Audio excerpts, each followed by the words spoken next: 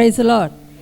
நமக்குள்ளாக எந்த காலத்திலையும் சில கேள்விகள் விடை தெரியாமலே நாம் தொடர்ந்து கடவுளிடத்தில் வந்து கொண்டே தான் இருக்கிறோம்.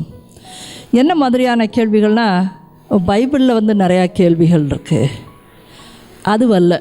ஏன்னா முழுமையாக விவிலியத்தை யாராலும் அறிஞ்சு கொள்ள முடியாது. கடவுளை ஒருவனும் அறிஞ்சு கொள்ள முடியாது.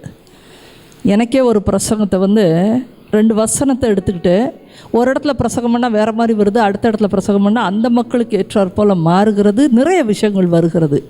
அப்போ அந்த ஒரு வசனத்தையே நான் திரும்பி திரும்பி பேசும்பொழுது எனக்கு என்ன புரிகிறது என்றால், கடவுளை புரிந்து கொள்வது எவ்வளவு கடினம், எவ்வளவு பெரியவர். அவரை நம்ம பிரபஞ்சத்தில் தான் உள்ளே இருக்கார். நம்ம அவரை முழுவதுமாய் அறிந்து கொள்ள முடியாது. அப்போ விவிலியத்தை நம்ம அறிந்து கொள்ளலை அப்படிங்கிறது பிரச்சனை இல்லை. அது மட்டுமல்ல, நமக்கு பொதுவான சில கேள்விகள், என்ன விதமான கேள்விகள் இருக்குதுன்னா, இதுக்கெல்லாமே பதில் இல்லாமல் நம்ம ரொம்ப வருஷமாக போய்கொண்டே இருக்கிறோம். நம்மை சுற்றிலும் பார்த்திங்கன்னா நிறைய மதங்கள் இருக்கிறது. அப்போது எதுக்கு இத்தனை மதங்கள் இருக்குது? அப்போ எல்லாரும் சொல்கிறாங்க எல்லாமே ஒரு இடத்துல தான் போய் சேருது. அப்போது அவர்கள் சொல்வது உண்மையா? அவர்கள் என்ன ஆவார்கள்? யார்தான் உண்மையான கடவுள்? நம்ம பிறப்பிலிருந்தே வந்ததுனால இதை ஏற்றுக்கொண்டு இருக்கிறோம். ஆனால் மற்றவர்களும் சில சமயம் நீங்கள் பார்க்குறீங்க, ரொம்ப அன்புள்ளவர்களாக இருக்காங்க, நல்ல மனிதர்களாக இருக்காங்க. அப்போ நமக்கு அவங்களும் நல்லவங்களாக தானே இருக்கிறாங்க. அப்போ அவர்களுடைய மதம் என்ன சொல்கிறது, அது சரியான மார்க்கமா என்ற ஒரு கேள்வியும் நமக்கு வருகிறது. அதே சமயம் இத்தனை கடவுள் இருக்கும் பொழுது, இப்போ ஒரு பரிசுத்தாவியின் அபிஷேகம் இல்லாதவங்க வீட்டில் உட்காந்துட்டு என்ன சொல்கிறாங்க, இரக்க செயல்கள் செய்தால் போதும், நான்லாம் எவ்வளோ உதவி செய்கிறேன் பாரு, போதும், கோயிலுக்கு எதுக்கு போகணுன்னு சொல்கிறேன், நான் அன்னதானம் போடுறேன் பாரு, அது போதும், நான் நல்லவனாக இருக்கிறேன் பாரு, அது போதும், அதுவே என்னைய கடவுள் தூக்கிடுவார், நீ ஜெபம் பண்ணி என்ன பெரிய ஆள் ஆகிட்டியா அப்படின்னு நம்மளை மட்டம் தட்டுறதுக்கு நிறைய பேர் இருப்பாங்க. அப்போது அவர்களுடைய எண்ணங்கள் என்னென்னா, நான் நல்லவன், அந்த நல்லத்தனத்தினால நான் போயிடுவேங்கிறாங்க. அதெல்லாம் உண்மையா? முதல்ல இதெல்லாம் என்னைக்காவது நீங்கள் ரொம்ப யோசித்து பதில் தேடி முடிச்சிருக்கீங்களா? யோசிச்சுருக்கீங்க ஆனால் இல்லையா? எப்பயாவது உங்களுக்கு அந்த மாதிரி எண்ணங்கள் வரும். அதே சமயம் இப்போ விவிலியத்தில் போவோம். ஆதாம் ஏவாளை அந்த தோட்டத்தில் அவர் படைத்தார். அப்புறம் நமக்கு நிறையா கேள்வி இருக்குது. அதுதான் இவங்க பாவம் செய்வாங்கன்னு தெரியுமில்ல, அப்புறம் என்னத்துக்கு அந்த மரத்தை கொண்டு போய் நடுவில் நட்டு வச்சார்? அந்த மரம் மட்டும் இல்லாமல் இருந்துருந்தோன்னு வச்சுக்க, இன்றைக்கி நான் எல்லாருமே ரொம்ப பியூட்டிஃபுல் க்ரியேஷன்ஸாகவே இருந்துகிட்ருந்துருப்போம். என்னத்துக்கு அந்த பாவம் நுழையிறதுக்கே கடவுள் தான் காரணம். அவர் தான் விட்டுட்டார் அந்த மரத்தை அதுக்குள்ளே. ஏன்னா நம்ம தான் பயங்கர அறிவாளி இல்லையா? பெரிய சயின்டிஸ்டே நம்ம தான். அதனால் நம்ம என்ன பண்ணுறோன்னா, இந்த மாதிரி நிறையா பிதற்றல் கேள்விகளும் நிறையா வச்சுருக்குறோம். ஆனால் இதை காலங்காலமாக மக்கள் கேட்டுட்டு தான் இருக்கிறாங்க. ஏனென்று சொன்னால் சரியான பதில் அவங்களுக்கு இன்னும் தெரியவே இல்லை. அதனால் இந்த மரம் ஏன் நடப்பட்டது, எப்படி பாவம் நுழைந்தது, இதை போன்று நிறைய அடிப்படையான கேள்விகள், full of doubts and questions தான் இருக்கிறது. ஆனால் இருக்கிற ஒரு 1.5 மணி நேரத்துக்குள்ளே உங்களுக்கு முக்கியமான இந்த போன்ற ஒரு 2-3 கேள்விகளுக்கு, அடிப்படையான கேள்விகளுக்கு நான் பதில் கொடுக்க போகிறேன். புரியுதுங்களா? இந்த பதில் உங்களுக்கு இத்தனை வருஷம் கிடைக்கவே இல்லை, ரொம்ப ரேர், வெளியில் கிடைக்கிறது கூட ரொம்ப ரேர். அதனால் இன்றைக்கு கடவுள் உங்களை அழைத்து வந்திருக்கிறார். நம்ம அடிப்படையை தெரிந்து கொள்கிற பொழுது தான் முதல்ல கடவுளை பற்றிய தெளிவும் இருக்கும், நாம் எப்படி கடவுளோட உறவில் இருக்க வேண்டும் என்றும் புரியும். முதல்ல அதுதான் ரொம்ப அவசிய தேவை. அது சரியாக இருந்துச்சுன்னா, நல்ல உறவு இருந்துச்சுன்னா நீங்கள் அமைதியாக உட்காந்துருப்பீங்க, ஆர்ப்பாட்டம் இருக்காது, உள்ளத்தில் கலக்கம் இருக்காது. அவருக்கும் உங்களுக்கும் ஒரு உறவு இருந்துச்சுன்னா எல்லாமே சால்வ்டு. அந்த இடத்துல கடவுள் பார்த்துக்குவார் அப்படிங்கிற ஒரு மலை நடுவில் கூட உங்களுக்கு ஒரு இடி இடிக்கிற இடத்துல கூட பயம் வராது உங்களுக்கு. அப்போது இன்றைக்கு உங்களுக்கு இந்த அடிப்படையான காரியங்களில் இருக்கிற ஒரு மாற்று சிந்தனைகள், தவறான சிந்தனைகள், இது எல்லாத்தையும் இந்த இறை வார்த்தையின் வழியாய் உங்களுக்கு சரிப்படுத்தி பலப்படுத்த போகிறார். ஆகவே கண்களை மூடி ஆண்டவரிடத்தில் இப்போ நம்ம கேட்க போகிறோம். ஆண்டவரே, ரொம்ப அடிப்படையான கேள்விகள். மனித குலமே நிறைய இடத்துல கேட்டுட்ருக்கு, வெளியில் இருக்கிறவங்க கேட்குறாங்க. ஆனால் இன்றைக்கு என்னை நீர் அழைத்து வந்திருக்கிறீர். அதற்கு நன்றி செலுத்தி நாம் இந்த ஜெபத்தை செய்வோம்.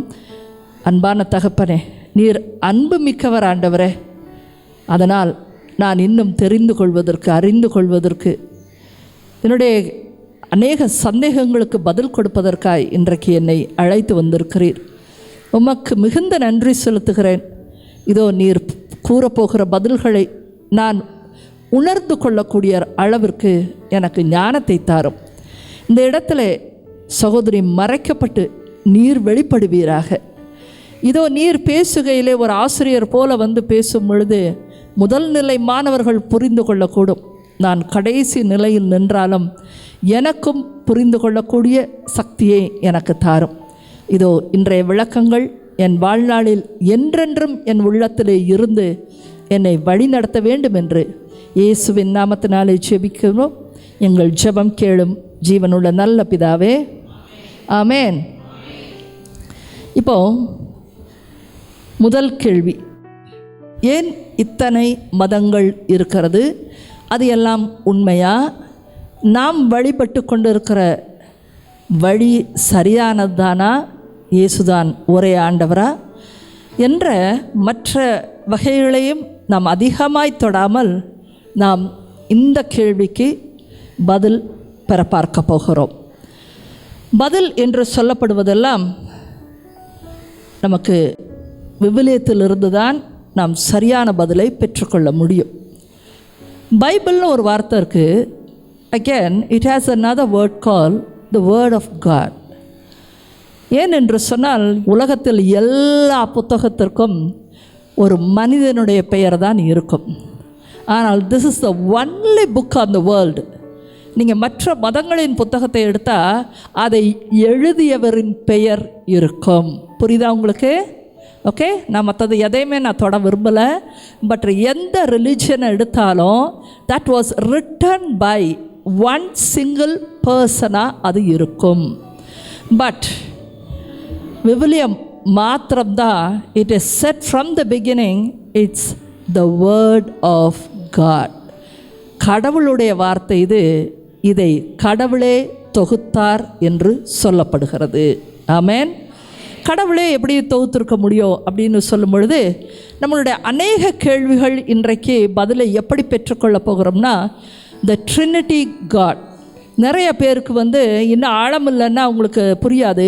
ஆனால் நம்ம பிறப்பிலிருந்து சொல்லிக்கொண்டே இருக்கிறோம், பிதா சுதன் பரிசுத்த ஆவி. நம்ம அனைவருக்கும் 3 பேரும் அதிகமாக பரிச்சயமே கிடையாது. சிலருக்கு இயேசுவின் மீது ரொம்ப நம்பிக்கை இருக்குது. கேத்தலிக்ஸுக்கு சில பேருக்கு மாதாவின் மீது அதிக நம்பிக்கை இருக்குது. நம்ம யாராவது நற்செய்தி கூட்டத்துக்கு போகிறோம், வாரம் போவோம் அப்படின்னா அல்லேலியா கோஷ்டின்னு ஒரு தனிப்பேர் வச்சுருக்கிறாங்க. அவங்க பரிசுத்த ஆவியானவரின் அபிஷேகத்தை பெற்றுக்கொண்டவர்கள் என்று சொல்கிறோம். ஆனாலுமே இன்னமும் பரிசுத்த ஆவியானவரின் வல்லமையை இன்னும் உணரலைன்னு தான் நான் சொல்லுவேன். அதை அப்படி இருக்கிறப்ப தந்தை கடவுளை பற்றி இன்னும் அதிகமான ஒரு உணர்வு நம்ம மத்தியில் கிடையாது. அப்போது இந்த 3 பேரையும் சேர்த்து தான் நம்முடைய கத்தோலிக்க திருச்சபை சொல்லுகிறது, தந்தை மகன் தூயாவி 3 ஆட்களாக இருக்கிறார்கள், அதே சமயம் ஒன்றாகவும் இருக்கிறார்கள் என்று சொல்லுகிறது. இந்த 3 பேரை பற்றிய ஒரு ஆழமான அறிவை, கொஞ்சமாவது ஆழமாக சிந்திக்கிற திறன்றது, புரிஞ்சுக்கிற திறன் இருந்தால் தான் இந்த அடிப்படை கேள்விகளுக்கெல்லாமே பதிலை கொண்டுட்டு வர முடியும். அப்போது தந்தை மகன் தூயாவி, தந்தை எல்லாவற்றையும் சிந்திக்கிறவராக இருக்கிறார். அவருடைய எண்ணங்களில் தான் எல்லாமே வெளிவந்திருக்குது. இது எல்லாமே உருவாக்கப்பட்டிருக்கு. இன்றைக்கி நீங்கள் கண்ணில் பார்க்குறீங்க, சாப்பிட்றீங்க, நம்ம வாழ்கிறோம்.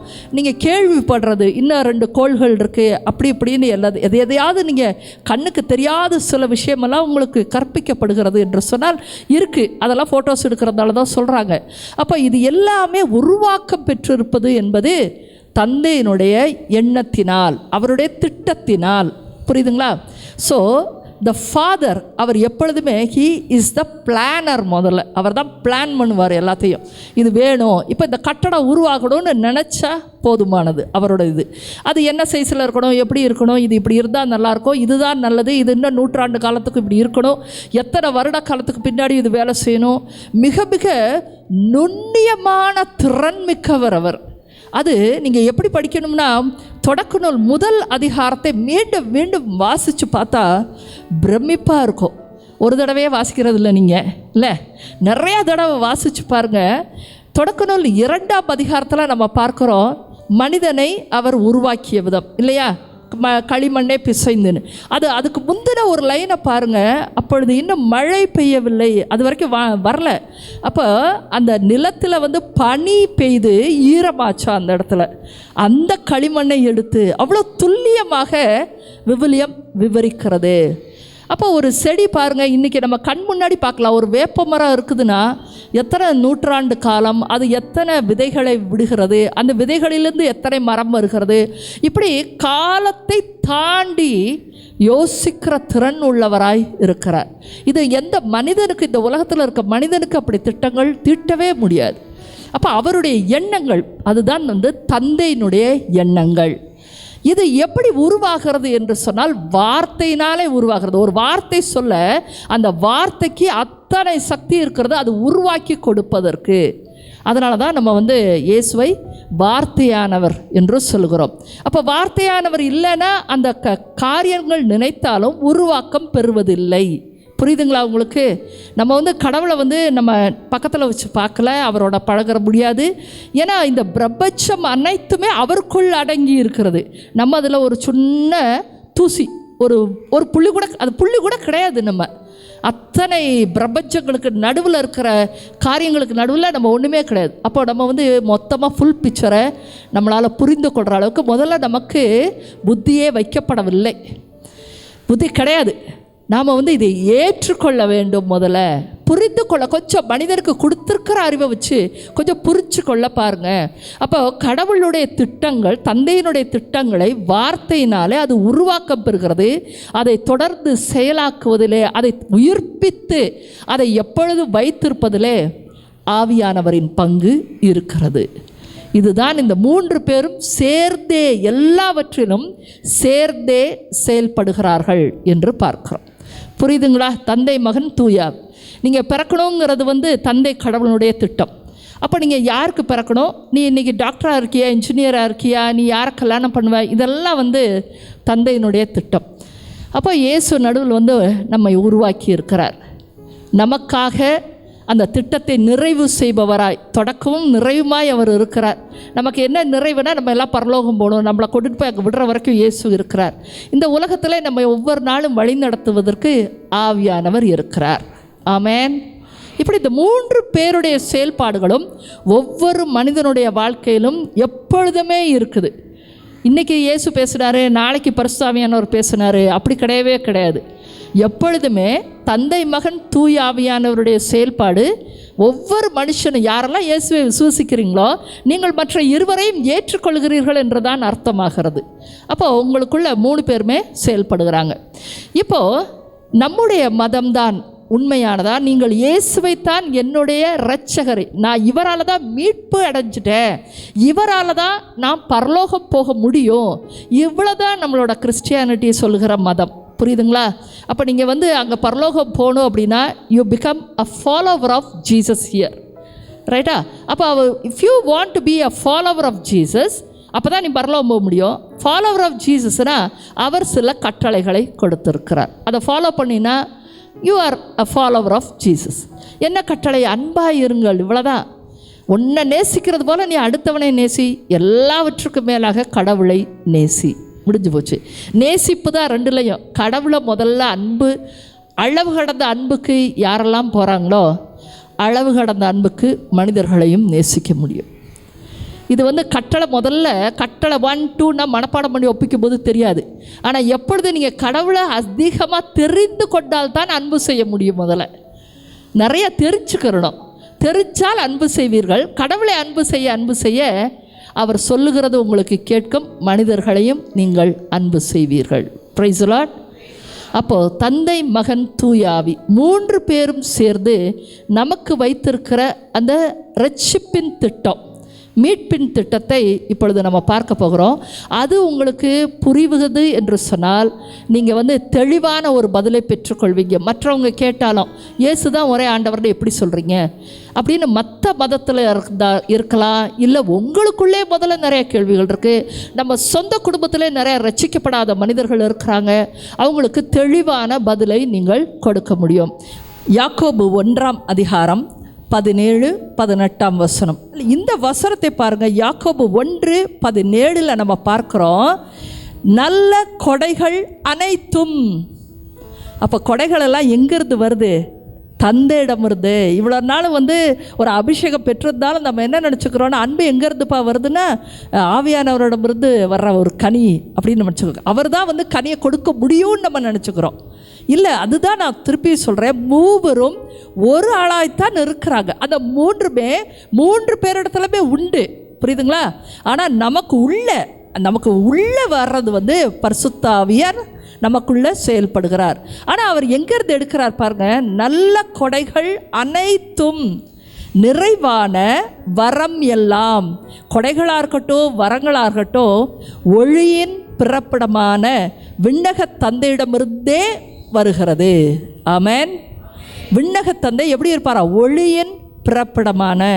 அதனால தான் இன்னொரு இடத்துல நம்ம விவிலியத்தில் பார்க்குறோம், தந்தையோடைய இருப்பிடத்தை பற்றி சொல்லும் பொழுது சேரக்கூடாத, நம்ம போய் உள்ளே சேர முடியாத ஒளியின் இடத்துல, சேரக்கூடாத ஒளியிலே வாசம் செய்கிறவர் என்று பார்க்குறோம். ஆமென். ஸோ ஏன் ஒளியை சொல்கிறாங்க அப்படின்னு பார்க்கும் பொழுது தெளிவாய் நீங்கள் தெரிஞ்சுக்கணும். இயேசு ஒருவர் தான் மனிதனாக வந்தார் இல்லையா? அப்போ மனிதனாக வரும்பொழுது ஒரு முகம், ஒரு நம்மளை போல் மனித அவதாரத்தினால அந்த முகம் உண்டு அவருக்கு. நம்ம அதை இன்றைக்கு படங்களாக வச்சு இயேசு வந்தார்ங்கிறத சொல்லி வந்ததுனால தான் இன்றைக்கு நிறைய பேருக்கு இயேசு என்றால் இப்படி இருப்பார் அப்படிங்கிற ஒரு விஷயமாவது உலகத்துக்கு போய் தெரிந்திருக்கிறது. ஆனால் இன்னொரு இடத்துல நம்ம வெளியத்தில் பார்க்குறோம், கடவுள் எப்படி இருப்பார்னா, கடவுள் ஆவியாக இருக்கிறார். புரியுதுங்களா?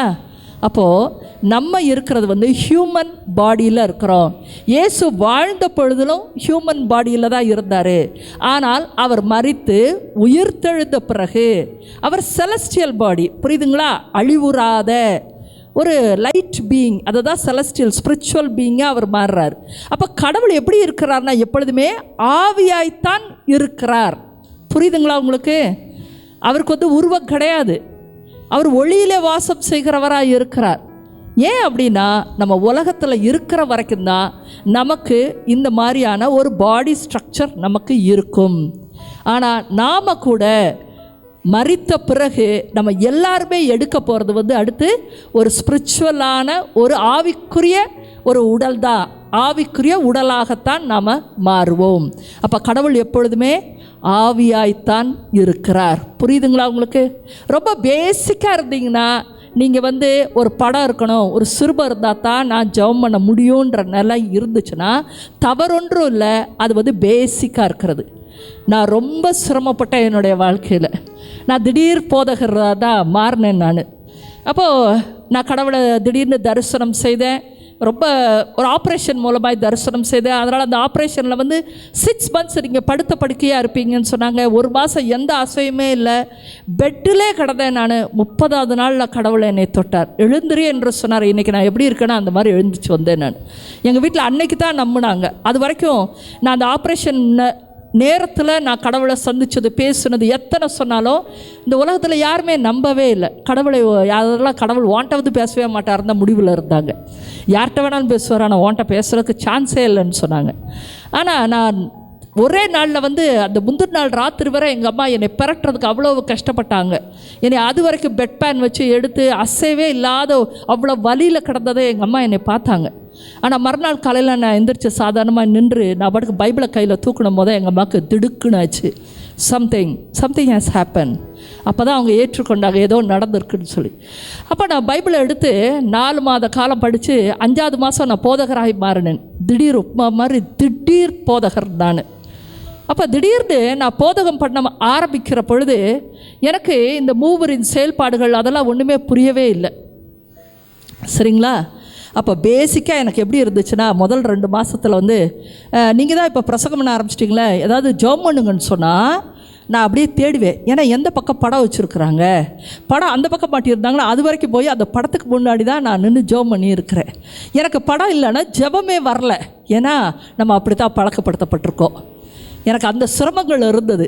நாள் ஆக ஆக கடவுள் அங்கேயும் இல்லை இங்கேயும் இல்லை, என் உள்ளத்தில் இருக்கிறாரு, நான் உள்ளத்துலேருந்து பேச வேண்டியதாக எங்கேயும் இருக்கிறாரு அப்படிங்கிறத அவரை பற்றிய தெளிவு எனக்கு வந்த பொழுது தான் எந்த இடத்துலையும் என்னால் ஜெபிக்கவே முடிஞ்சுது. கடவுள் ஆவியாக இருக்கிறார் என்பதை நீங்கள் உணர்ந்து கொள்ள வேண்டும். ஒரு இடத்துல படத்தை பார்த்தா தான் இருப்பார், படத்துலேயும் இருப்பார், சுருவத்தில் இருப்பாரா, சுருவத்தில் இருக்கலாம், ஆனால் வந்து அங்கே தான் இருப்பார்னு நம்ம இன்னும் குழந்தைத்தனமாய் நினைத்து கொண்டு இருக்கக்கூடாது.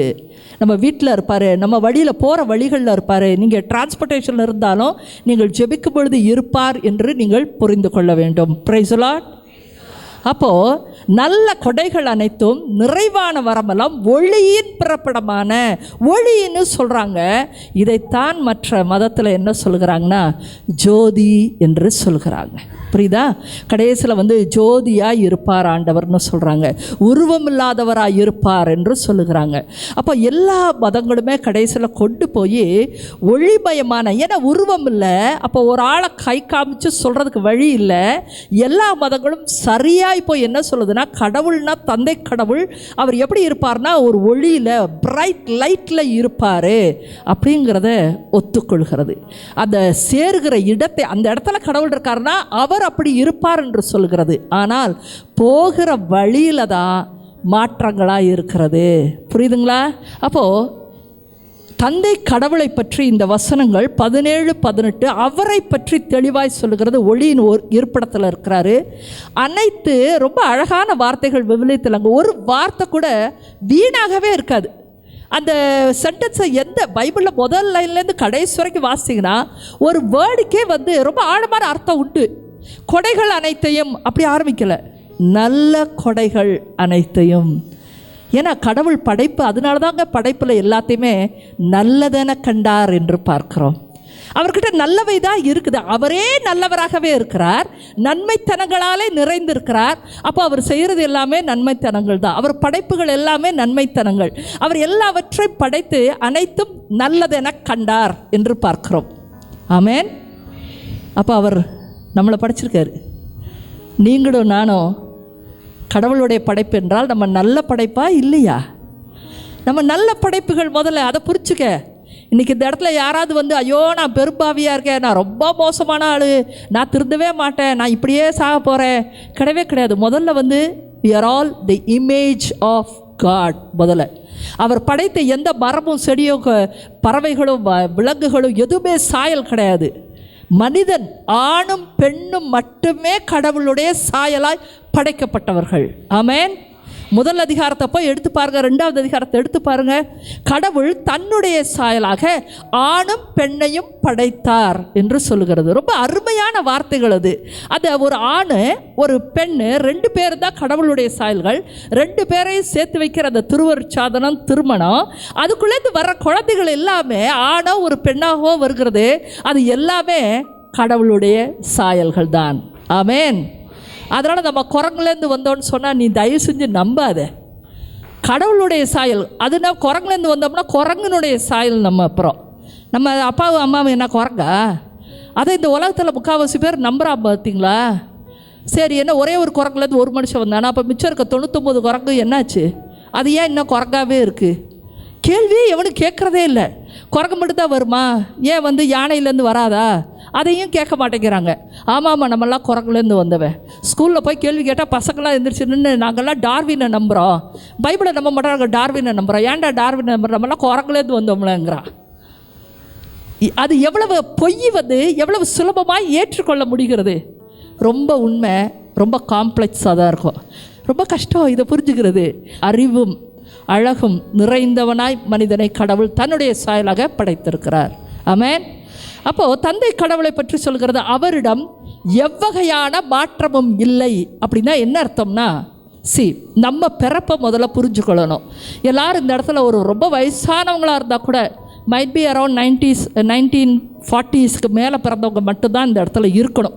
ஸோ 1940க்கு அப்புறம் பிறந்தவங்க இப்போ தான் பிறந்திருக்கோன்னா நமக்கு வயசே வந்து இந்த உலகத்தில் ஒரு சிலருக்கு சொல்கிறேன் 80 வயசு, கொஞ்சம் பெரியவங்க இருக்கிறீங்க 80 வயசு மேக்ஸிமம் போனால் 80லேருந்து ஆரம்பித்து 50, 40, 30 இந்த பிள்ளைங்க மாதிரி ஒரு 25 வரைக்கும் இன்றைக்கி இந்த இடத்துல இருக்கிறீங்க. அப்போது நம்ம இந்த பிரபஞ்சத்தோட நம்ம வாழ்க்கை உறவு எத்தனை வருஷம் தான் இருந்திருக்குது? 50, 20, 60, 70 வருஷம் தான் இருக்குது. புரியுதுங்களா?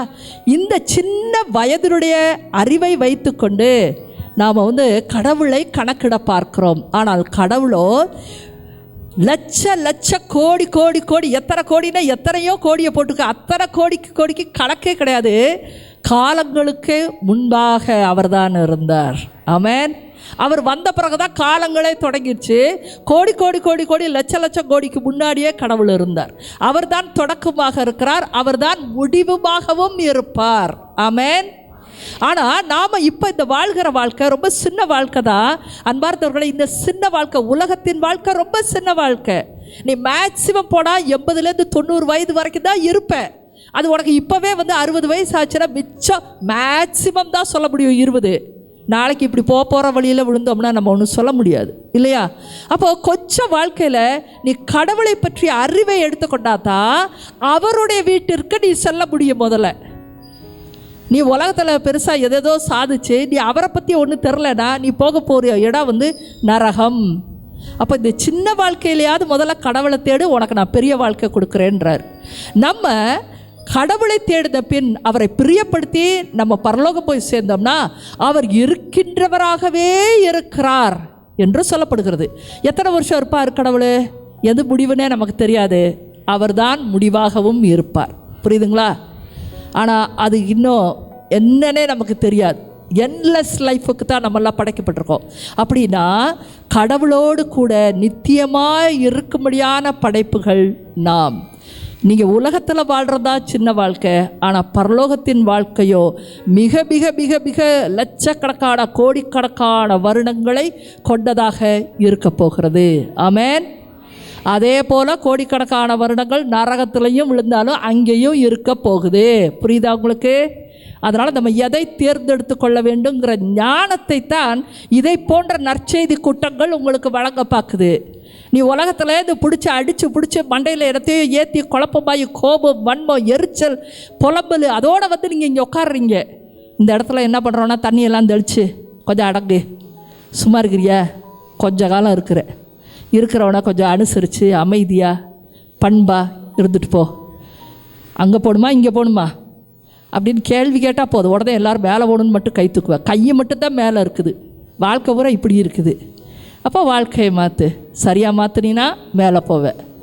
மேலே போகிறதுக்கு வழிகாட்டுகிற ஒரு சில இடங்கள் தான் இருக்குது. முதல்ல புரிஞ்சுக்கோங்க. இன்றைக்கி வந்து நீங்கள் இந்த இடத்துல வந்து உட்காந்துருக்கீங்கன்னா இது கடவுளுடைய அற்புத செயல். இதெல்லாம் நீங்கள் கேட்கணும்னு வச்சுருக்கு. புரியுதுங்களா? கடவுளே உங்களுக்கு வாய்ப்புகளை ஏற்படுத்தி இறை வார்த்தைகளை கொடுத்து கொண்டு இருக்கிறார். அப்போ கேட்டுட்டு இன்னமும் போய் நிறைய ஆழமாக தேட ஆரம்பியுங்கள். ஆமென். அப்போது நம்ம அதற்கு தயாரிக்கிற பொழுது கடவுளை பற்றி அறிவை எடுத்துக்கொள்ளுங்கள். தந்தை கடவுளை பற்றி சொல்கிறது அவரிடம் எவ்வகையான மாற்றமும் இல்லை. அப்படிங்கிறது என்னன்னா, இங்கே பாருங்கள், மாற்றமே இல்லைன்னா அவர் மாறவே மாட்டார்னு மொத்தமாக சொல்லக்கூடாது. அது ஏன்னா நமக்கு இன்னும் தெளிவில்லை. ஒரு சிறிய தெளிவை கொடுக்குற இந்த இடத்துல சில பேரை தண்டிக்கணும்னு கடவுள் நினைக்கிறார். ஆனால் அவங்க வந்து மன்னிப்பு கேட்கும் பொழுது கடவுள் இரக்கம் காட்டுகிறார். புரியுதுங்களா? தன் மனதை மாற்றிக்கொள்கிறார். சரியா புரியுதா உங்களுக்கு? யாரெல்லாம் இரக்கத்தை தேடி வருகிறார்களோ அந்த இடத்துல எல்லாம் கடவுள் மன்னிப்பை கொடுத்து இரக்கத்தை கொடுத்து மனதை மாற்றி அவர்களை ஏற்றுக்கொள்கிறார். அப்போது இரக்கம் காட்டுவதில் அவர் மிகுதியாக இருக்கிறார். ஆனால் மனிதனுக்கு வைத்திருக்கிற திட்டங்களில், புரியுதுங்களா, இதை தான் இதுதான் இப்படி தான் முடிச்சு அவர் முதல்ல நினச்ச சிந்தனைகளில் எந்த மாற்றமும் இல்லை. அதை மாற்றவே முடியாது. சூரியனும் சந்திரனும் இப்படி தான் சுற்றுதுன்னா அவர் ஒவ்வொரு நாளும் வந்து டெய்லி சுற்றி விடுறதில்ல. இல்லை இது சரியாக வருதா, இது கால்குலேஷன் தப்பாச்சேன்னு மாற்றுறதில்ல. அந்த பெரிய திட்டங்களில் மாற்றமே கிடையாது. ஒருவனுக்கு அளித்த வாக்குறுதியிலும் அவர் மாறுவதே இல்லை. ஆமென். வாக்குறுதி கொடுத்தது தான்.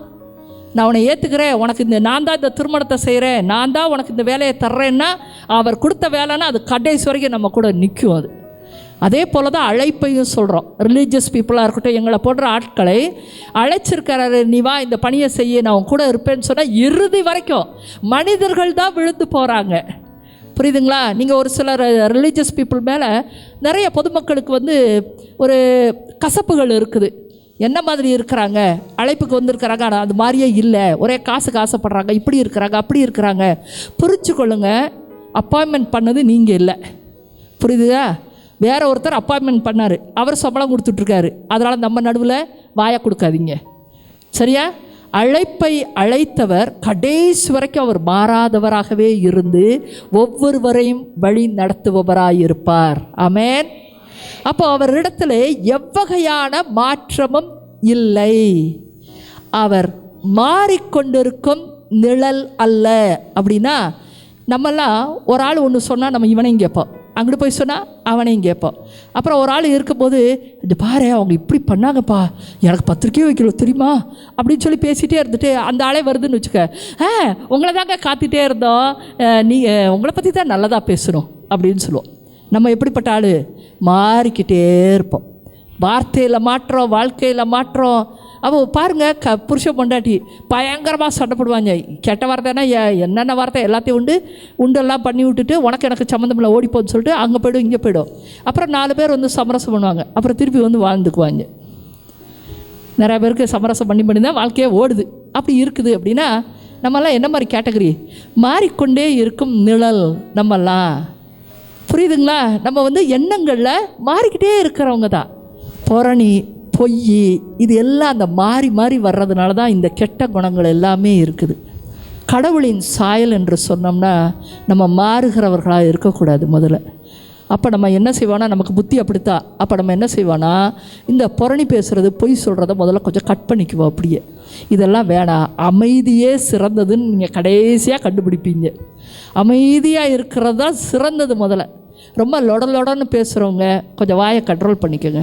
நிறைய பேர் என்ன நினைக்கிறீங்கன்னா, நான் கடகடகட நல்லா பேசுவேனா, ரொம்ப சிரிச்சு பேசுவேனா, நான் தான் எல்லாத்துக்கும் லீட் பண்ணுவேனா, என்னை தான் எல்லோரும் கூப்பிடுவாங்களா, நான் தான் அங்கே லீடரா அப்படிலாம் நீங்கள் சொல்லுவீங்க. ஆனால் கொஞ்ச நாள் நீங்கள் கடவுளை பற்றி அதிக அறிவு பெற்றுக்கிட்டிங்கன்னா இவ்வளவு ஆர்ப்பாட்டம் இருக்காது. அமைதியான முறையிலையும் நீங்கள் எல்லா காரியத்தையும் செய்து முடித்து விட முடியும். ஏன்னா வீணான பேச்சுக்கள் தான் நிறையா இருக்குது. புரியுதுங்களா? அப்போது கடவுளை பற்றி பாருங்கள், அவர் மாறிக்கொண்டிருக்கும் நிழல் அல்ல. இன்றைக்கி ஒரு பேச்சு, நாளைக்கு ஒரு பேச்செல்லாம் கிடையாது, ஒரே பேச்சு. உனக்கு என்ன திட்டம்னு அவர் முதல்ல முடிவு பண்ணாரோ அதுதான் கடைசி வரைக்கும் நடக்கும். ஏன்னா அதுவே நலமான திட்டம். ஆமென். நலமான திட்டம்.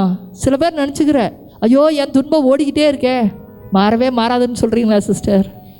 துன்பமோ இன்பமோ எல்லாருக்கும் கலந்து தான் வச்சுருக்கிறாரு. அது கடவுளே நலமான திட்டம்னு வச்சுருக்கிறாரு. அப்படியான்னு கேட்டுட்டு தேங்க்ஸ்ன்னு சொல்லிட்டு போயிட்டே இரு. ஒன்றுமே உனக்காகாது. ஏற்றுக்கொள்ள முடியாததுனால தான் உனக்கு பிரச்சனையை தவிர அந்த பிரச்சனை பிரச்சனை இல்லை, உன்னால் ஏற்றுக்கொள்ள முடியலங்கிறதான் பிரச்சனை. அதனால் ஏற்றுக்கிற உள்ளத்தை நீங்கள் எடுக்க ஆரம்பிச்சிட்டிங்கன்னா எதுவுமே உனக்கு பிரச்சனையாக இருக்காது. நான் போதகத்துக்கு வந்த பொழுது கடவுள் திடீர்னு இந்த வேலையெல்லாம் விட்டுட்டு அப்படியே போதகத்துக்கு போனார். எனக்கு அதுவே பிரச்சனை தான். 1 வருஷம் 2 வருஷம் எப்படி இருக்கும்னா பேசாமல் வேலைக்கு போயிருக்கலாம். அப்போ நான் ஒரு சாஃப்ட்வேர் இன்ஜினியர். அப்போ நம்ம பாட்டுக்கு போய் ஏசி ரூமில் பேசாமல் வேலை செய்கிறத விட்டுட்டு இது எதுக்கடா வீடு வீடாக ஏறி இறங்குறோம். எனக்கு பிடிக்கவே இல்லை, இந்த திட்டம் எனக்கு பிடிக்கவே இல்லை, என்னால் ஒத்தே போக முடியல கடவுளோட. அப்புறம் மணிக்கணக்காக நின்று பேசுகிறத பார்த்தா கால் வலி வர ஆரம்பித்தோட எனக்கு இன்னும் பிடிக்கவே இல்லை. புலம்பிகிட்டே இருந்தேன், ஐயோ நான் எதுக்கு இந்த வேலைக்கு வந்தேன். அப்போது எனக்கு ஏற்றுக்கொள்ள முடியாததுனால அவரோடு எனக்கு உறவு நிற்கவே இல்லை. ஒரு காலகட்டமாக ஆகத்தான் வாழ்க்கையை எப்படி நம்ம கல்யாணத்தில் எப்படி புரிஞ்சுக்கு போகிறோம், அது போல தான் ஒரு கட்டத்தில் எனக்கு புரிஞ்சது, நீ நினைக்கிறது எதுவுமே நடக்கவே போகிறதில்ல. முதல்ல அவர் ஆனாலும் நடத்திக்கிட்டே போகிறாருப்பார். உனக்கு பிடிக்கவே இல்லை, கடுப்பாக இருக்கிற, ஆனால் பிரசங்கித்து முடித்த மக்கள் எல்லாரும் என்னங்க இப்படி பிரசங்கம் பண்ணுறீங்கன்னு கேட்குறாங்கன்னா அப்போ அவர் காரியத்தை நடத்திக்கிட்டே போகிறாரு. நம்ம அமைதியாக இருக்கிறதே பெட்டர் போல் இருக்குன்னு நான் என்னைக்கு கொஞ்சம் கொஞ்சமாக அமுங்கினேன்னா அப்போ தான் எனக்குள்ளே நிம்மதி கிடைத்தது. ஒரு காலகட்டம் தாண்டி 5-6வது வருஷம்தான் உண்மையிலேயே எனக்கு கடவுள் மேல் அன்பே வந்தது. எனக்கு அவரை பற்றிய புரிதலே எனக்கு வந்தது. அவர் எவ்வளவு நன்மையானவர் என்பதே எனக்கு ரொம்ப காலம் கழித்து தான் எடுக்க முடிஞ்சிச்சு. எனக்கேவா அப்படின்லாம் கேட்காதீங்க. ஏன்னா திடீர் பரோட்டாவை திடீர் உப்புமாலாம் அப்படி தான் இருக்கும். அது சில நாட்கள் எடுக்கும் அது புரிந்து கொள்வதற்கு. ரொம்ப காலமாக நீங்கள் பக்தியிலே வளர்ந்து வந்திருந்தா அது கொஞ்சம் சரியாக இருந்திருக்கா. நான் உலகத்தோட ஆள், இங்கே ஒயிட் ட்ரெஸ்ஸை மாட்டி நீ நில்லு அப்படின்னா எனக்கு கண்ட்ரோல் மாதிரி ஆகிப்போச்சு. So it took some time. அதன் பிறகு கடவுள் செய்கிற எதெல்லாம் என் கண்ணு பார்க்குதோ, எதெல்லாம் என் உணர்வுக்கு வருதோ, அதில் எல்லாவற்றிலும் கடவுள் வியாபிக்க ஆரம்பித்தார். அதிலிருந்து தான் இந்த மாதிரி ஃபிலாசபிக்கலாக எல்லாத்துக்குமான பதிலை நான் பெற்றுக்கொள்ள ஆரம்பித்தேன். ஆமேன். அப்போ யார் வேணாலும் மாறலாங்கிறதுக்கு வேறு யாரும் இல்லை, நானே ஒரு பெரிய சாட்சி தான். அப்போ தந்தை கடவுளை பற்றி பார்க்கும் பொழுது அவர் மாறிக்கொண்டிருக்கும் நிழல் அல்ல. நான் கூட தான் மாறி மாறி வந்தேன், ஸ்டேஜாக மாறினேன். நான் இன்னும் போக போக பல ஸ்டேஜில் மாறுவேன். நான் இருக்கோம், போன வருஷம் போல் நான் இந்த வருஷம் இல்லை அப்படின்னு கூட மக்கள் சொல்லலாம். அப்போ மனிதர்கள் மாறுகிறார்கள், கடவுள் மாறுவதே இல்லை. இதுதான் தந்தை கடவுளை பற்றி நீங்கள் புரிந்து கொள்ள வேண்டியது. 18ஆம் வசனம் பாருங்கள். தம் படைப்புகளில் முதற்கனிகளாகும்படி எவ்வளவோ படைச்சாரு, அதில் நம்பர் 1 அப்படின்னு சொல்கிற இடத்துல முதற்கனிகளாகும்படி நம்மளைத்தான் சொல்கிறாரு. நம்ம தான் ஃபஸ்ட்டாக வரணும்னு பார்க்குறாரு. முதற்கனிகளாகும்படி உண்மையை அறிவிக்கும் வார்த்தையால். இதில் ஒவ்வொரு வார்த்தையும் ரொம்ப முக்கியங்க. எதெல்லாம் முக்கியம்னா படைப்புகளில் முதற்கனி. ஸோ எந்த படைப்பு இருந்தாலும் சரி, இதில் எவ்வளோ அழகாக சொல்லியிருக்கு பாருங்களா. நீங்கள் தான் நம்பர் 1ன்னு சொல்லுது. சயின்ஸ் என்ன சொல்லுது? குரங்கு தான் நம்பர் 1ன்னு சொல்லுது. குரங்கு நம்பர் 1 இருந்தால் தானே நீ நம்பர் 2 வந்திருப்ப அதிலிருந்து. புரியுதுங்களா? நோ. என்றைக்குமே நீ புரிஞ்சுக்க, ஐ ஆம் த இமேஜ் ஆஃப் காட் என்று சொல்லி புரிஞ்சுக்க. முதற்கனிகளாகும்படி. அப்போ நம்ம எப்போ முதல்ல வர முடியும் அப்படின்னு சொன்னால், இந்த சயின்ஸை நம்புறவே குரங்கு நானுன்னு நினச்சானா கடைசியில் தான் இருப்பான். வேறு விஷயங்களில் நம்புறவே வேறு பக்கம் இருப்பான். அவன் ஃபஸ்ட்டு கிடையாது, கடவுளுக்கு முன்னாடி ஃபஸ்ட்டாக வரல. நீ ஃபஸ்ட்டாக எப்போ வர முடியும்னா, நீ எப்போ மாறுவ தெரியுமா? வார்த்தையை கேட்க கேட்க கேட்க. அதுக்கு தான் இந்த நற்செய்தி கூட்டங்களெல்லாம் இருக்குது உங்களுக்கு. அப்போ வார்த்தையை தான் நாங்கள் நற்செய்தி கூட்டத்தில் அறிவிக்கிறோம். வார்த்தையானவர்னா இயேசு. புரியுதா உங்களுக்கு? ஏன் இயேசுன்னு சொல்கிறேன் இந்த இடத்துல? வார்த்தை ஒன்று டக்குன்னு இயேசுவா? அதுக்கு முன்னாடி இருக்க 2 வார்த்தையை பாருங்க. உண்மையை அறிவிக்கும் வார்த்தையால். இதுதான் உண்மையை அறிவிக்கிறது. இது உண்மையை அறிவிக்குதுன்னா மற்றதெல்லாம் உண்மை அல்ல. புரிஞ்சுச்சா உங்களுக்கு? வேறு எதுவுமே உண்மை அல்ல. உண்மையை அறிவிக்க, மற்றதெல்லாம் அறிவிச்சிட்ருக்கு, அதெல்லாம் உண்மை அல்ல. கோயம்புத்தூருக்கு போகணும்னா இங்கேருந்து டேரெக்டாக கோயம்புத்தூர் பஸ் எடுத்தால் தான் நீ போய் சேர முடியும். இதுதான் உண்மையை அறிவிக்கும் வழி. நான் போய் அகமதாபாத் போயிட்டு அப்படியே டெல்லியை பார்த்துட்டு அப்படியே நான் சுற்றிட்டு நான் எப்படியோ வந்துடுவேன்னு சொன்னால் சுற்றிக்கிட்டே இரு. சுற்றுற வழியிலே நீ போயிட்டீங்கன்னா என்ன ஆகுறது? எப்போ போய் சேருவா கோயம்புத்தூர்? போகவே இல்லைன்னா பிரச்சனை. கடவுளே கண்டுபிடிக்காமல் தான் மனிதர்கள் இறந்து போய்கொண்டே இருக்கிறார்கள். அப்போது உண்மையை அறிவிக்கும் இந்த பைபிள் ஒன்று தான் உங்களுக்கு உண்மையை அறிவிக்கிறது. உண்மையை அறிவிக்கும் வார்த்தையால். அந்த வார்த்தையை நீ விசுவசிக்கும் பொழுது, உண்மையை அறிவிக்கிற அந்த வார்த்தையை கேட்டு கேட்டு விசுவசிக்கும் பொழுது, நம்மை தம் பிள்ளைகளாக, நம்ம ஈன்றெடுக்கன்னா என்ன அர்த்தம்? பெத்தெடுக்க, அதான அர்த்தம். தன்னுடைய சாயலாய் நம்மை பெற்றெடுக்க அவர் விரும்பினார். ஆமேன். ரொம்ப கிளியராக இருக்குதா? முதல் பேராகிராஃப் 3 லைன் தான் அவரை பற்றி சொல்லுது. அவர் ஒளியாய் இருக்கிறார். அவர் அதுக்கு தான் இவ்வளோ நேரம் தான் எக்ஸ்ப்ளனேஷன் கொடுத்தேன். அவர் ஆவியாய் இருக்கிறார். He dwells in the light என்று சொல்கிறேன். மற்ற மதங்களும் அதைத்தான் சொல்கிறது. ஆனால் 2வது அந்த வசனத்தில் பாருங்க, அவங்க யாரோ உண்மையை அறிவிக்கும் வார்த்தையினால் அவங்க நம்பாததுனால அதன் வழியாக மட்டுமே அவருடைய சாயலாக நாம் பிறப்பெடுக்க முடியுமே தவிர வேறு வகையான நம்பிக்கையினால் அவருடைய சாயலாய் நாம் வர முடியாது. ஆமேன். புரியுதா உங்களுக்கு? கிளியராக இருக்கா? when you believe in Jesus, அதான் வார்த்தை. when you believe, அவரை பற்றி பிலீவ்னா, இப்போ இந்த இடத்துல இப்போ அதான் செகண்ட் பார்ட் வரேன். இப்போ சன்னை பற்றியான வார்த்தையை பற்றி, இயேசுவை பற்றி வரப்போகிறேன். அப்போ பார்த்தீங்கன்னா நம்ம மத்தியில் இயேசுவை நீங்கள் விசுவசிக்கிறீங்களா அப்படின்னு கேட்டால் உடனே எல்லோரும் கை தூக்கி ஆமேன் என்று சொல்லுவீங்க. தெரிஞ்சால் தானே விசுவசிக்க முடியும். இப்போ உங்கள் பிள்ளை ஒன்று இருக்குது. உங்கள் பிள்ளையை பற்றி நீங்கள் சொல்கிறீங்க. இங்கே இருக்கவங்க இந்த முதல்ல உட்காந்துருக்காங்க, அவங்க சொல்கிறாங்க என் பிள்ளை அமெரிக்காவில் இருக்குது. நான் உடனே அன்பு செய்ய முடியுமா? அந்த பொண்ணு பேர் ரெஜினாங்க, நீங்கள் கொஞ்சம் நல்லா ஜோம் பண்ணுங்க. நான் அப்படியா அப்படின்ட்டு போவேன். எப்படி எனக்கு அன்பு வரும்? ஆனால் ஒருவேளை அந்த ரெஜினா டேரெக்டாக வந்தால் எனக்கு அன்பு வரும், அப்படி தானே? ரெஜினா என்கிட்ட அன்பு காமிச்சா எனக்கு அன்பு வரும். புரியுதுங்களா? சோ மெனி மெத்தட்ஸ் இருக்குது. டக்குன்னு பேர்னால அப்படியே நம்ம வந்து அன்பு செய்ய முடியறதில்ல. இன்றைக்கி நம்மக்கிட்ட இருக்க பிரச்சனையே அதுதான். அத்தனை பேர் கோயிலுக்கு கிளம்பி வந்துடுறது. கோயிலுக்கு வர்ற அம்மா அப்பா பூரா பிள்ளைகளை போட்டு அடித்து விரட்டுறது. ஏய், ஞாயிற்றுக்கிழமை பூசை போவேணா, எந்திரிக்கவே எந்திரிக்காது. ஃபேன் ஆஃப் பண்ணி விட்டு அந்த கடுப்பை தீர்த்துக்கிறது.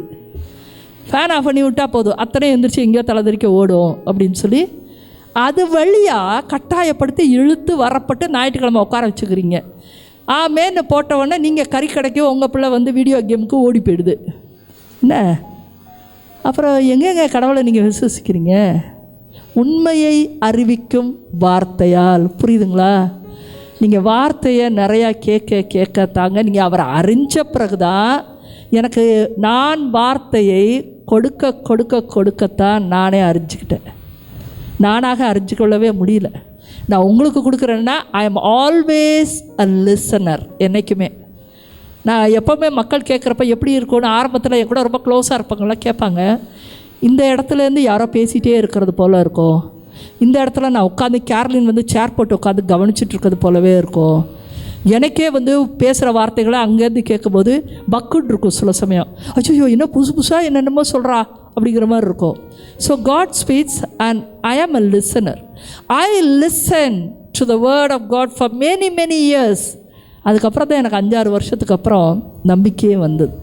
ஒருத்தரை முழுசாக நம்புறதுக்குங்கிறதுக்கு வந்து நமக்கு அந்த நம்பிக்கை ஏற்படுறதுக்கு சந்தர்ப்பங்கள் வேணும். முதல்ல சந்தர்ப்பங்கள்ங்கிறது இட்ஸ் ஒன்லி கடவுள் வச்சிருக்கிற ஒரே நலமான திட்டம். முதல்ல லிசன் பண்ணுங்கிறதா. Listen to the word of God என்று தான் சொல்கிறார். ஆமென். நிறைய கேளுங்க. இன்றைக்கி என்ன கேட்குறதுக்கு என்ன பஞ்சமா? உங்களுக்கு டிவியை திறந்தா உங்களுக்கு எல்லா சேனல்லையும் இன்றைக்கி கிறிஸ்டியன் சேனல் இருக்குது. கையில் வச்சுருக்க செல்ஃபோனை திறந்தீங்கன்னா யூடியூப்பில் சேனல்ஸ் இருக்குது. அன்பார்ந்தவர்களே, கடவுளை அறிந்து கொள்வதற்கு நமக்கு வாழ்நாளே பத்தாது இருக்கிற பொழுது நீங்கள் நிறைய கேட்க ஆரம்பிக்கணும். நான் டைம் கொடுங்க, இதுக்காக வாசிங்க. அது புரியாது. முதல்ல வந்து நான் இப்போ இந்த வசனம் வாசித்ததே வந்து நீங்கள் கடகடன்னு வாசித்து முடிச்சிங்க. என்னன்னு கேட்டிங்கன்னா எல்லாம் அவர்கிட்ட தான் வருதுன்னு. ஆனால் அதுக்குள்ளே 1000 அர்த்தம் இருக்குது. அப்படியே ஆவியானவரை பற்றி தெளிவு இருந்தால் இங்கே இவர் கொடுக்குற கொடைகள் வரங்களெல்லாம் இங்கேருந்து வருது. அப்போ 2 பேர் ஒன்று தானே, இதெல்லாம் அர்த்தம் கொடுக்குது அந்த இடத்துல. அப்போ வரம்னா என்ன, கொடைனா என்ன உங்களுக்கு தெரியாது. அப்போ நீங்கள் தேடி பார்க்கணும் அதுலேருந்து என்னென்னு. ஒவ்வொரு வேர்டும் it gives a lot of meaning. அப்படியே அவ்வளவு ஆழமிக்கது விவிலியத்தின் வார்த்தைகள். ஏன்னா கடவுளை அவ்வளவு நம்ம உள்ளே போக போக எக்ஸ்பேண்டு தான் ஆகுது அது அந்த இடத்துல. அப்போ நம்ம வாழ்நாளில் அவரை தேடினா தான் அவர் வீட்டுக்கு நம்மை அழைத்து கொள்வார். ஆமென். எபேசியர் 1ஆம் அதிகாரம் 3ஆம் வசனம் வாசிக்கிறேன் பாருங்க. இது இயேசு கிறிஸ்துவை பற்றிய ஒரு தெளிவான விளக்கத்தை தருகிற ஒரு வசனம். நம்ம ஆண்டவராகிய இயேசு கிறிஸ்துவின் யார்? இயேசு கிறிஸ்து. அப்போ இயேசு கிறிஸ்து நமக்கு யாராக இருக்கார்? ஆண்டவராகிய. புரியுதா உங்களுக்கு? இயேசு கிறிஸ்து தான் நமக்கு இந்த உலகத்தில் மூவரும் ஒன்றாக இருக்கும் பொழுது ஒரே பேராக நமக்கு இயேசு என்ற நாமம் அருளப்பட்டு இருக்கிறது. ஆமென். அப்போ ஆண்டவராகிய இயேசு கிறிஸ்துவின் தந்தையும் அவரோ கடவுளுமானவர் போற்றி. புரியுதா உங்களுக்கு? தந்தையை என்ன வார்த்தை சொல்கிறாங்க? கடவுள். இயேசுவை என்ன வார்த்தை சொல்கிறாங்க? ஆண்டவர். 2 கடவுள் தான். புரிஞ்சுதா உங்களுக்கு? அது 2 பேரையும் ஒன்றா கொன்ற போது பவுலடிகளார் ரொம்ப அழகாக சொல்கிறாரு. நமக்கு கொடுக்கப்பட்டிருக்கிற ஆண்டவர், நமக்கு கொடுக்கப்பட்டிருக்க கடவுள் வந்து நம் ஆண்டவராகிய இயேசு கிறிஸ்துவின் தந்தையும் கடவுளுமானவர் போற்றி. 2 பேரையும் சேர்த்து போற்றின்னு சொல்கிறார் இந்த இடத்துல. அப்போ இயேசுவினுடைய தந்தை நமக்கும் தந்தையாக இருக்கிறார். அப்போ அந்த தந்தை என்ன பண்ணுறார் பாருங்கள். இது ரொம்ப ஒரு ஆழமிக்க ஒரு வசனம், ஒரு ஆழத்தை நிறைய உள்ளடக்கியது என்று சொல்லலாம். அவர் விண்ணகம் சார்ந்த அப்படிதான் என்ன அர்த்தம்? என்னங்க? பரலோகம் சார்ந்த அப்படி வச்சுக்கலாமா? ஓகே, பரலோகம் சார்ந்த. புரியுதுங்களா? விண்ணகம் சார்ந்த, பரலோகத்தின் ராஜ்யத்தை சார்ந்த. புரியுதுங்களா? அங்கே ஒரு அரசு இருக்குது. நீங்கள் என்றைக்காவது கேள்வியெல்லாம் நிறையா பட்டுட்டீங்க, வாசித்து பார்த்துட்டீங்க. இங்கிலீஷில் என்ன சொல்லுவாங்க? ஹெவன்லி கிங்டம்னு சொல்லுவான். தமிழ் அதுக்கு என்ன வார்த்தை? ராஜ்யம். ரைட்டா? யாராவது என்னைக்காது பரலோக ராஜ்யம், அது ராஜ்யம்னா என்னென்ன இருக்குன்னு என்னைக்காவது யோசிச்சிருக்கீங்களா? நாம் தான் குடியிருக்க போகிற மக்கள். ஏற்கனவே உங்களுடைய மூதாதையர்கள் நல்லவர்களாக இருந்தாங்கன்னா எல்லாரும் அங்கே குடி இருக்கிறாங்க. புரியுதா? இதுதான் ராஜ்யம்ங்கிறது, குடிமக்கள். அப்படின்னா அவர்களுக்கும் கடவுளுக்கும் நமக்கும் சேவை செய்வதற்காக படைக்கப்பட்ட பொருட்கள் தான் வான தூதர்கள். புரியுதா உனக்கு? நமக்கு துணை புரிவதற்கு, நமக்கு வேலை செய்கிறதுக்கு. அவங்களே உன்னைய கார்டியனாக பார்த்துக்கிட்டு போகிறதில்ல.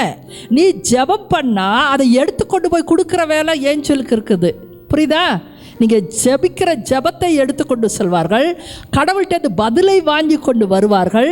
கடவுள் உனக்கு அவர்களுக்கு உத்தரவு கொடுத்தால், கடவுள் அவங்களுக்கு உத்தரவு கொடுக்காம உன் பக்கத்தில் கூட அவங்க நிற்க மாட்டாங்க. அவங்க யாருக்கு வேலைக்காரவங்க? கடவுளுக்கு. உனக்கு வேலைக்காரவங்க இல்லை. என் கூடவே வருவாங்க ஷாப்பிங் மாலுக்கு. நோ, கடவுளுக்கு வேலை செய்கிறார்கள். அழகாக அந்த வார்த்தை இருக்கிறது விவிலியத்திலே. வானதூதர்கள் யாரா? பணிபுரியும் ஆவிகள். என்ன வேர்டு பார்த்தீங்களா? வேலை செய்கிற ஆவிகள். புரியுதா? நீ பரலோக ராஜ்யத்தில் அவங்களுக்குனே திறந்து விட்டுருப்பார் போல இருக்கு. அவங்க மட்டும் தான் உட்காந்து பாட்டு பாடிக்கிட்டே உட்காந்துருக்காங்க. அவங்களுக்காக பரலோக ராஜ்யம் நினச்சிட்டு இருக்க. முதல்ல எனக்கு முதல்ல அதை எனக்காக பரலோக ராஜ்யம், என் குடும்பத்திற்காக பரலோக ராஜ்யம் இருக்கிறது. எனக்காக பணிவிடை செய்வதற்காக கடவுள் அந்த ஆவிகளை நியமித்திருக்கிறார். ஏன் அப்படி? ஏன் அவங்க நடுவில் வந்தாங்க? ஏன்னா பரலோக ராஜ்யம் ஆவிக்குரிய ராஜ்யமாக இருக்கிறது. புரியுதா?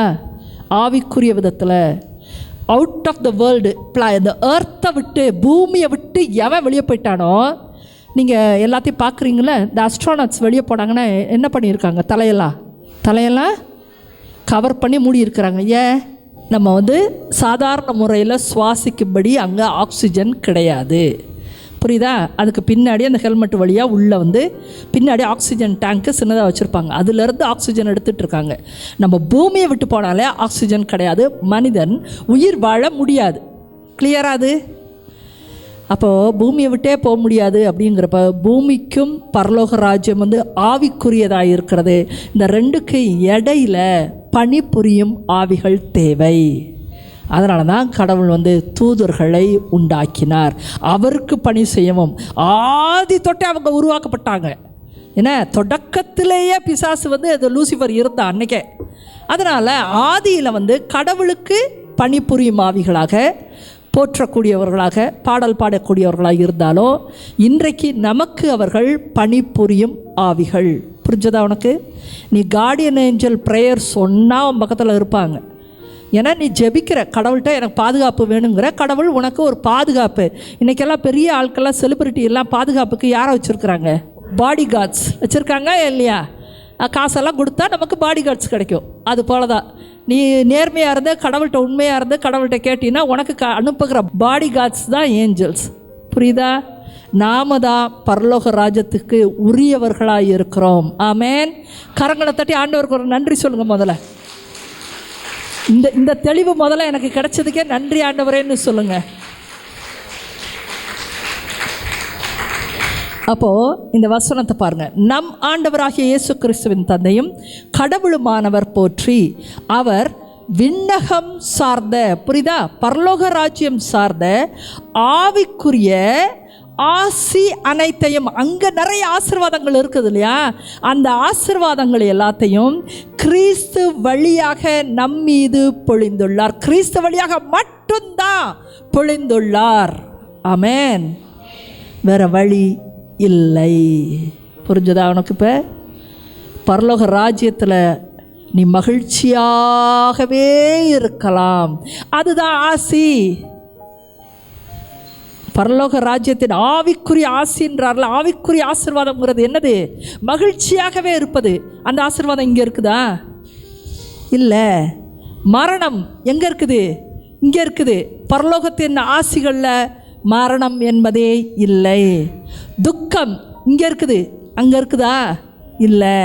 அப்போ மகிழ்ச்சி, சமாதானம், அன்பு, நீடித்த வாழ்க்கை, நிலை வாழ்க்கை, இது எல்லாம் தான் பரலோகத்தின் ஆசீர்வாதங்கள். Price the Lord.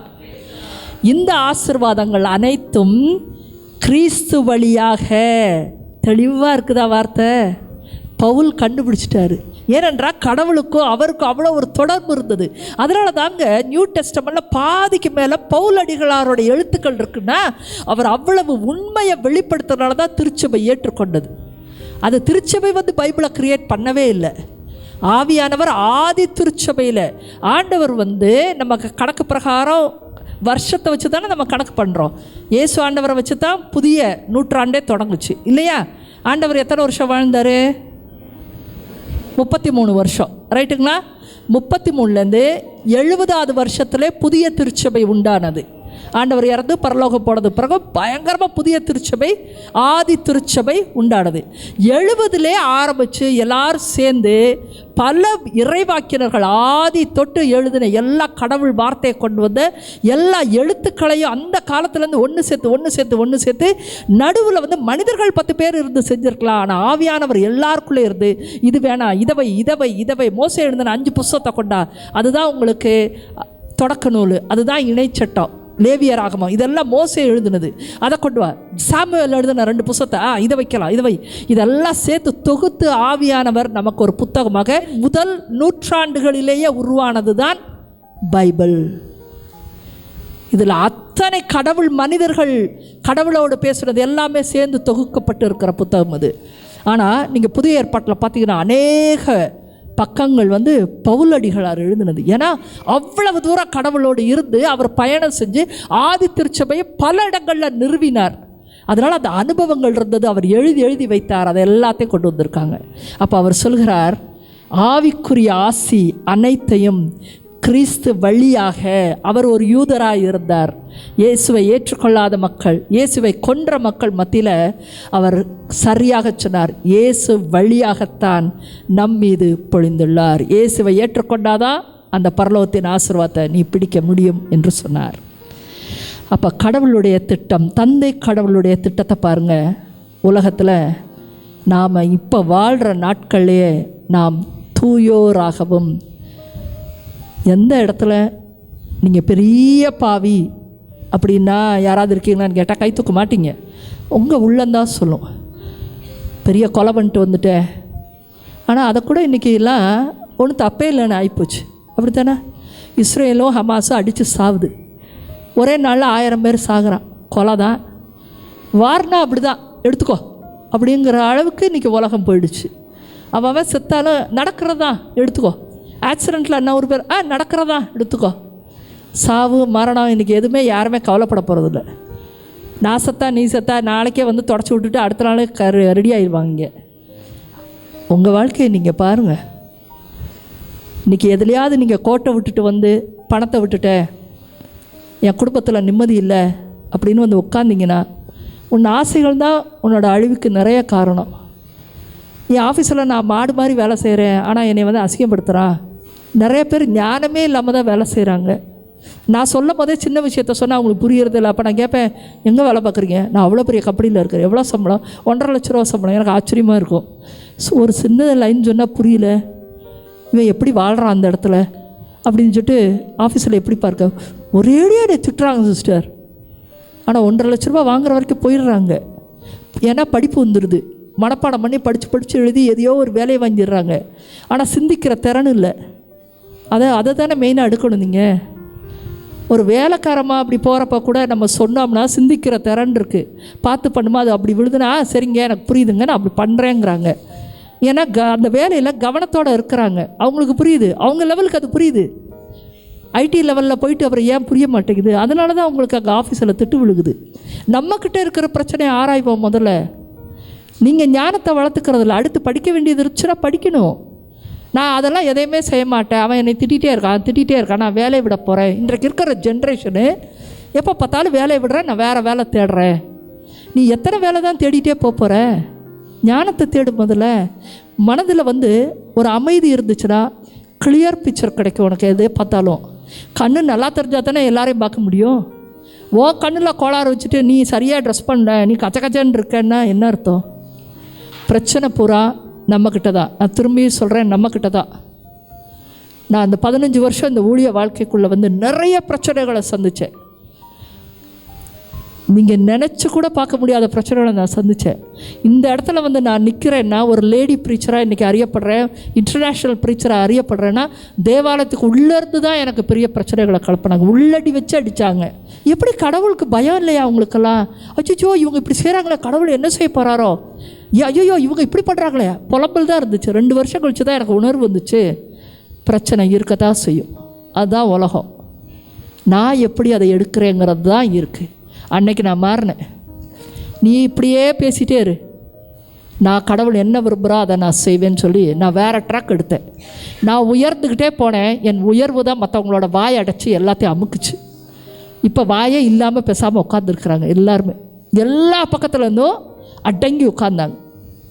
அத்தனை பிரச்சனைகளையும் சாதித்து வெளியே வந்து, எப்போ சாதிச்சேன்னா என்னை நான் புரிந்து கொண்ட பொழுது. நம்மளை முதல்ல புரிஞ்சுக்கணும். முதல்ல இந்த இடத்துல எத்தனை பேரோ வீடுகளில் இருக்கட்டும், பணி செய்கிற இடத்துல இருக்கட்டும், குடும்பத்தை பற்றி, உங்கள் குடும்ப உறவுகளை பற்றி, சொந்தக்காரன், உங்கள் அக்கா தங்கச்சி பிரச்சனை வந்திருப்பீங்க. அதில் நீ தான் காரணம்.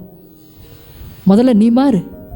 நீ சண்டைக்கு போகாத, நீ அமைதியாட. முதல்ல எனக்கு உண்டானது எனக்கு கிடைக்கல இல்லையே, நீ அமைதியாரு, உனக்கு உண்டானது எப்படி கிடைக்கணுமோ கிடைக்கும். நான் கடவுளை நம்பி அதே இடத்துல நான் நின்னேன்னா, நான் கடவுளை நம்பி எனக்கு வர வேண்டியது வரும் ஆண்டவரே, அதனால் நான் இப்போ விட்டுட்டு போகிறேன்னு நான் போயிட்டே இருப்பேன். வரும், வந்ததையும் நான் பார்த்துருக்குறேன். அந்த அனுபவங்கள் உங்களுக்கு வேணும். கடவுள் அனுபவங்கள் இல்லாதவங்க தான் நீண்ட காலமாக புலம்புவீங்க.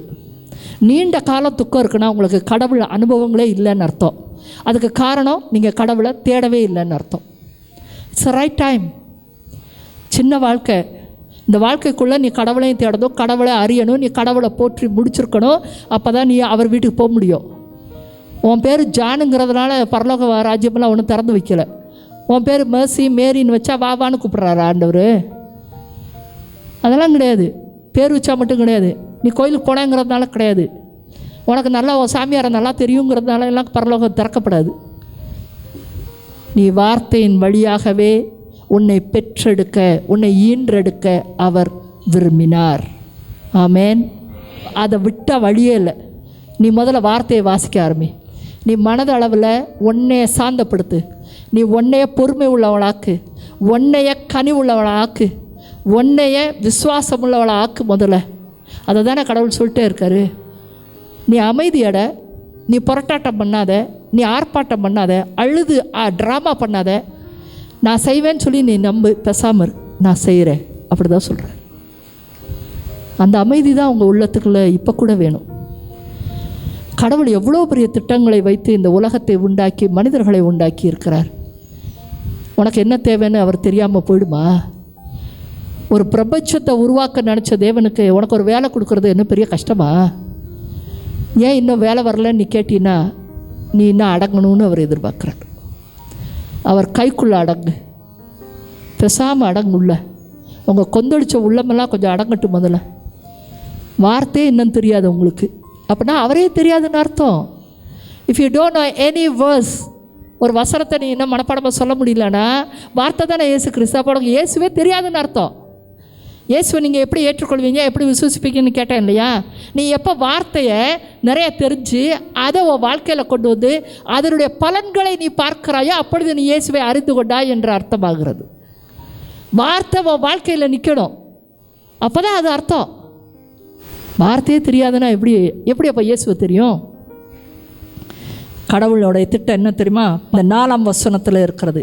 நாம் தூயோராகவும், நம்ம முதல்ல பரிசுத்தமாகணும்னா உள்ளம் அடங்கணும். முதல்ல ஆர்ப்பாட்டம் பண்ணாதீங்க. சில பேர் எங்களை மாதிரி ஆளுங்கள்கிட்ட வரும்போதே உங்கள் பிரச்சனை என்னன்னு சொன்னால் நாங்கள் கண்டிப்பாக ஜெபிப்போம். ஆனால் அந்த பிரச்சனை சொல்கிற முன்னாடி அவ்வளோ கோபம் வர்றீங்க. சிஸ்டர் என்னது பாச்சு, என் தங்கச்சி அப்படியே சொத்து எடுத்துட்டா சிஸ்டர். என் மனசுக்குள்ள அப்போவே தெரியும் உனக்கு இப்போ சொத்து கிடைக்கவே போகிறதில்ல. நீ அங்காரமாக வந்து நிற்கிற, எந்த ஸ்தலத்தில் வந்து நிற்கிற? ஏன்னா உனக்கு தெரியல. கடவுளுடைய ஸ்தலத்தில் வந்து நீ ஆங்காரமாக கத்தலாமா? முதல்ல அது கூட உனக்கு தெரில. நீ நயமாக பேசி தாழ்மையாக பேசி தலைகுப்புறம் விழுந்து, ஆண்டவரே அந்த மாதிரி பண்ணுறா, ஒன்று அவளை கொடுக்க சொல்லுங்கள், இல்லாட்டியா நான் நிம்மதியாக இருக்கிறதுக்கு எனக்கு நிம்மதியை கொடுங்கன்னு கேட்கணும். அப்படி தான் நீ கேட்டு போகணும். நீ தாழ்மைப்படும் போதில் கடவுளோட இடத்துக்கு விடும்போது ஆர்ப்பாட்டம் பண்ண முடியாது. இதெல்லாம் கற்றுக்கிட்டா தான் அதுக்கு பேர் தாங்க நாம் தூயோராகவும். தூய்மையாக இருக்கிறது டெய்லி குளிச்சுட்டு வர்றது கிடையாது, மனசில் தூய்மையாக இருக்கிறது. மனசு தூய்மை என்பது ஆர்ப்பாட்டம் இல்லாத மனது. கடவுளுக்கு முன் பணிவான உள்ளம்தான் தூய்மை. புரியுதா உங்களுக்கு? இந்த தூய்மை தான் முன்னாடி இருந்த ஒரு கூட்டமான வானதூதர்களுக்கு உள்ளத்தில் தான் தூய்மை இல்லை. அவங்க ரொம்ப லைட்டாக தான் இருந்தாங்க, அப்படியே லைட் பீயிங், வெளிச்சமாக அப்படியே ஒளியாக இருந்தாங்க அவங்க. ஆனால் உள்ளத்தில் தூய்மை கொஞ்சம் கொஞ்சமாக குறைஞ்சிச்சு. எப்படி? எதுக்கு இவங்களுக்கு நான் வணங்கணும்? ஏன் நான் அழகாக இல்லையா? ஏன் இவங்கள போல் நான் கடவுளாக மாற முடியாதா? ஒரு நாள் என்னால் இதெல்லாம் உண்டாக்க முடியாதா? இந்த எண்ணங்கள் ஒவ்வொன்றும் தான் என்ன பண்ணுச்சு? ஒளியாக இருந்த தூதர்களை கூட கரிய உருவமான பிசாசாய் மாற்றியது. அவங்க அப்படியே கரிஞ்சு கீழே விழுந்தாங்க பிசாசுகளாக.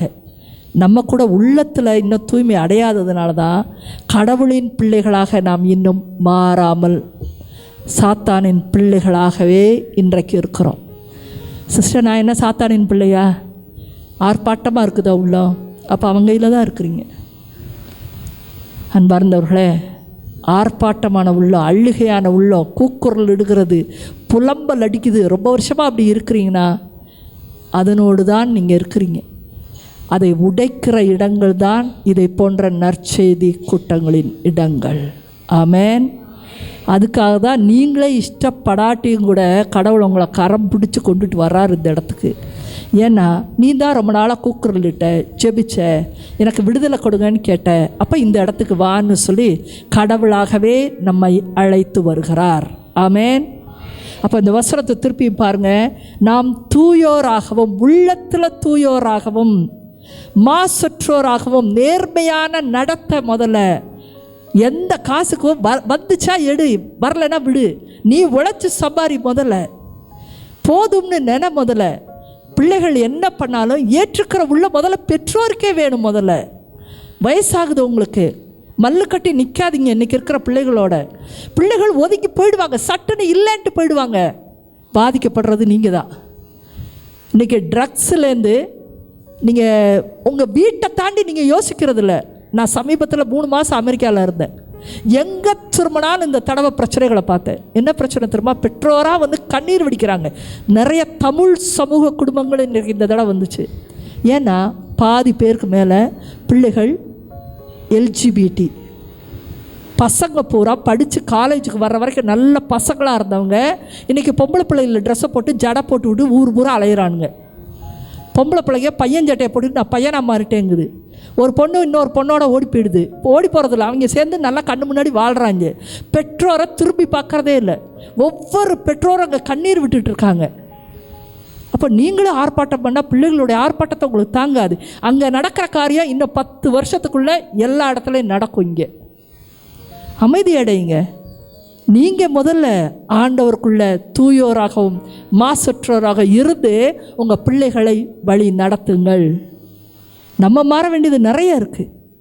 நாம் தூயோராகவும் மாசற்றோராகவும் தம் திருமுன் விளங்கும்படி, கடவுள் முன்னாடி நாம் விளங்கும்படி, உலகம் தோன்றுவதற்கு முன்பு, உலகமே தோன்றலை, அதுக்கு முன்பாகவே கடவுள் நம்மை கிறிஸ்து வழியாக தேர்ந்தெடுத்தார்.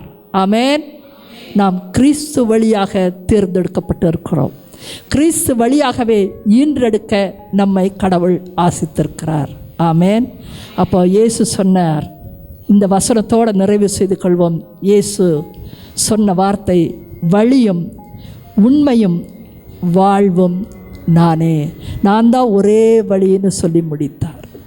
there is no other way. புரியுதா உங்களுக்கு?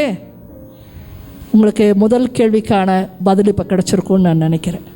வேறு எந்த மார்க்கங்களும் ஒளின்னு கண்டுபிடிக்கிறாங்க, ஆனால் வழி எதுன்னு கண்டுபிடிக்காமலே இருக்கிறார்கள்.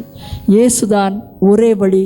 தந்தையினுடைய திட்டமும் இயேசு வழியாகவே, வார்த்தை வழியாகவே, வார்த்தையை விசுவசிக்கிறதன் வழியாகவே நம்மை ஈன்றெடுக்க அவர் திட்டமிட்டுள்ளார். ஆமென். உங்களுடைய உள்ளத்தை முதல்ல ஒரு பண்படுத்துகிற உள்ளமாக, ஆர்ப்பாட்டமான உள்ளத்தோடு நீங்கள் கடவுளை அணுகவே முடியாது.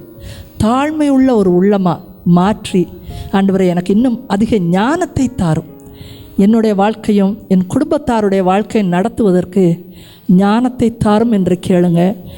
கடவுள் மேல் உள்ள அச்சம்தான் ஞானத்தினுடைய தொடக்கம். கடவுள் மேலே முதல்ல அச்சமாக இருங்கள். நீங்கள் இன்றைக்கு எந்த பிரச்சனைகளுக்கு விடிவை தேடி இந்த இடத்துல வந்திருந்தாலும் கடவுள் உங்களுக்கு கடவுள் அச்சத்தையும் ஞானத்தையும் கொடுத்தாலே வாழ்க்கை மாறிவிடும். ஆமென். Praise the Lord.